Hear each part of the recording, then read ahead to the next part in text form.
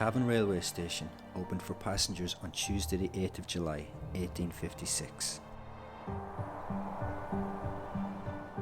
Built by the Midlands and Great Western Railway Company, the station first linked Cavan to Inny Junction in Westmeath on the Sligo to Dublin line.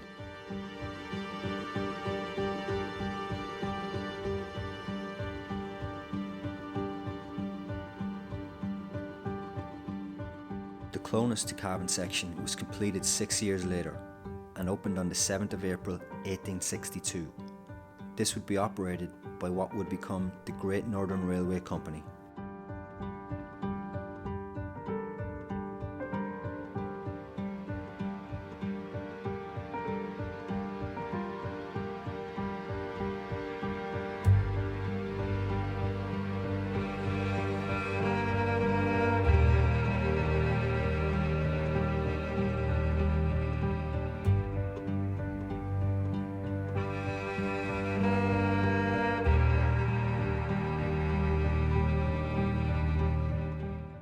It opened up faster and easier transport to and from Cavan town with the rest of Ulster.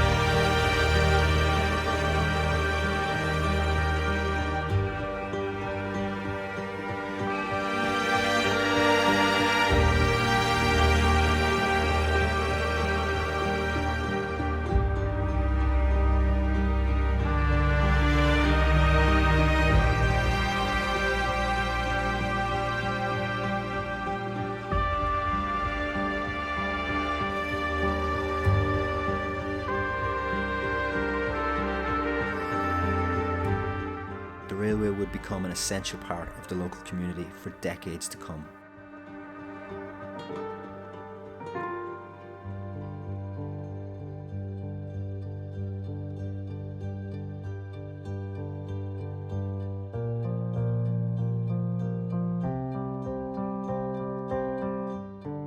It provided steady employment for a considerable number of people.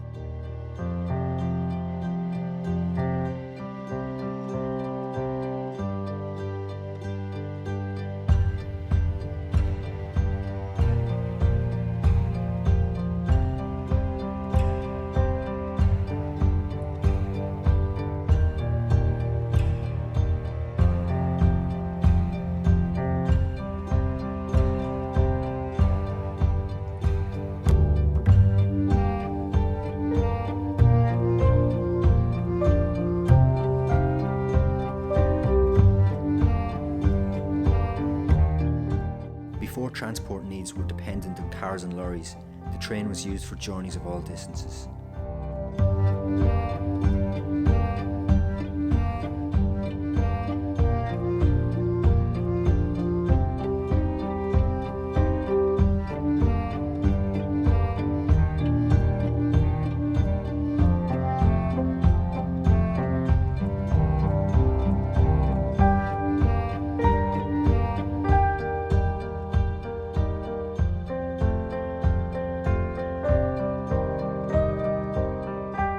Much of the economic life of Cavan was regulated by the comings and goings at the station.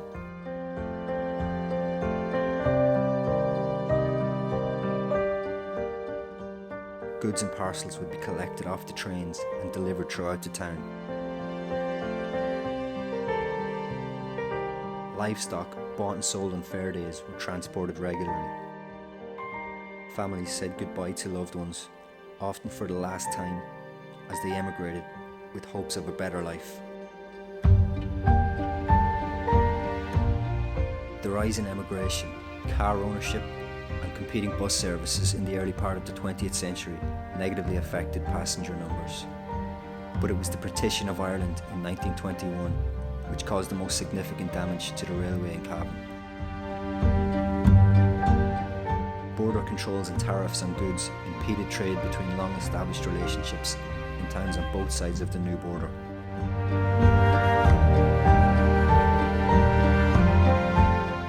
Patterns of passenger and goods movements were changed indefinitely.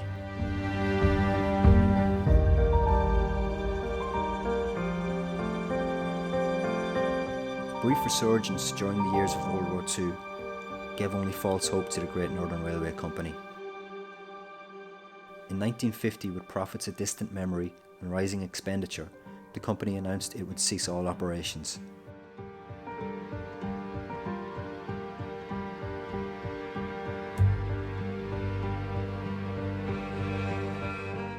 This would mean the immediate loss of thousands of jobs throughout the network and end all rail transport in a huge area.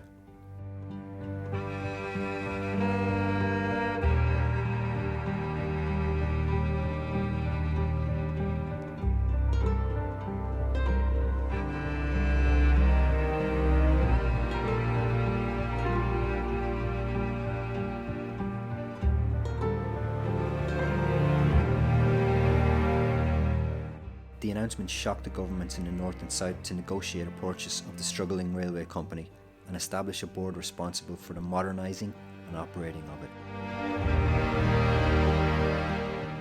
The Great Northern Railway Board consisted of 5 members from the north and south.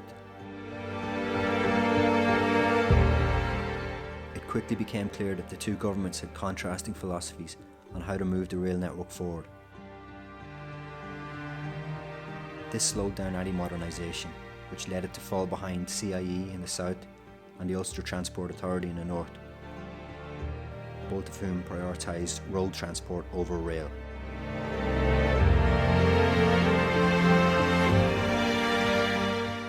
Empty trains and deserted stations on the lines near the border were indications that many rail users had abandoned the railway for the more convenient and frequent competing bus services.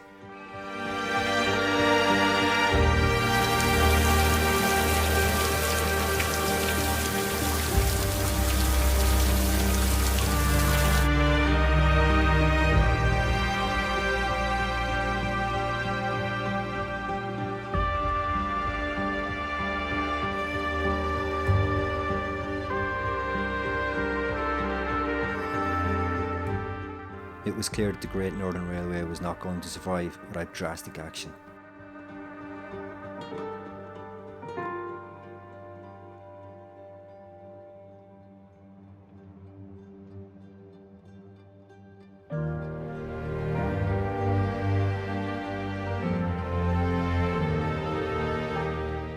A public inquiry and its findings were issued in 1956.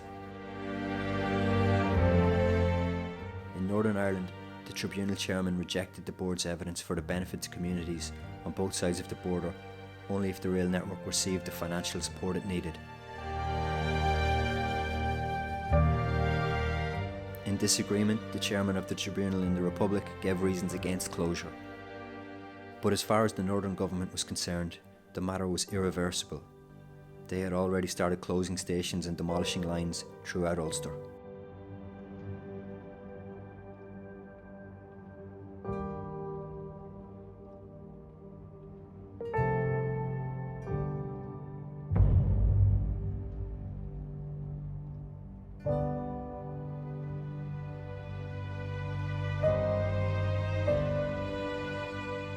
Staff were informed on the 5th of June 1957 that all services were to end.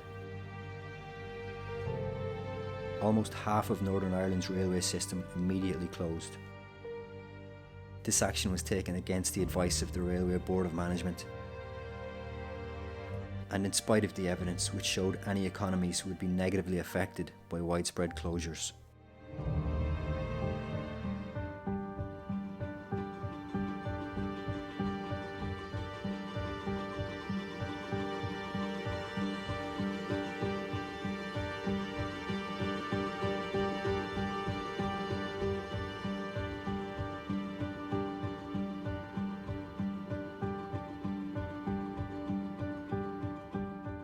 From midnight on the 30th of September 1958, the Great Northern Railway Company ceased to exist, and its assets were divided equally between CIE in the south and the Ulster Transport Authority in Northern Ireland.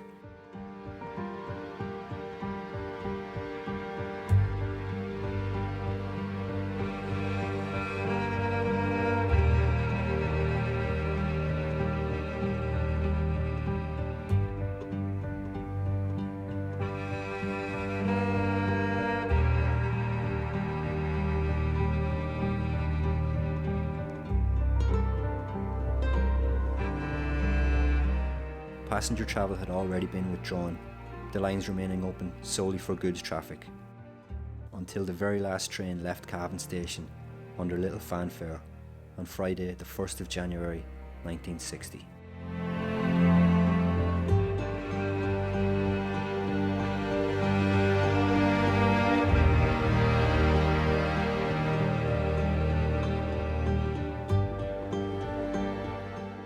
When the Ulster Transport Board was formed in 1948, it took control of railways and road services. Road transport was seen as their priority. Allied with this was the fact that the Great Northern Railway was a cross-border concern. Most unionist politicians, reflecting the views of their constituents, had little interest in anything outside of their own province. Many never travelled across the border and had little affinity with the rest of Ireland. Finance for a railway that provided as much benefit, if not more, to the Republic was never likely to find much support among those in charge in Northern Ireland. When all lines up to the border were finally closed, the remaining amputated ruins of the Great Northern Railway, Cavan included, were rendered meaningless. Given the opportunity, the government in the Republic declined to continue to run and pay for services. All of this combined allowed the heart to be ripped out of the railway network in the north of the island. The railway and its staff were disgracefully betrayed, but should be fondly remembered for the pride and professionalism with which they operated and provided safe and reliable services for over a century. They earned and held the respect of those who used the railway, a legacy that should be celebrated and held in an affectionate light.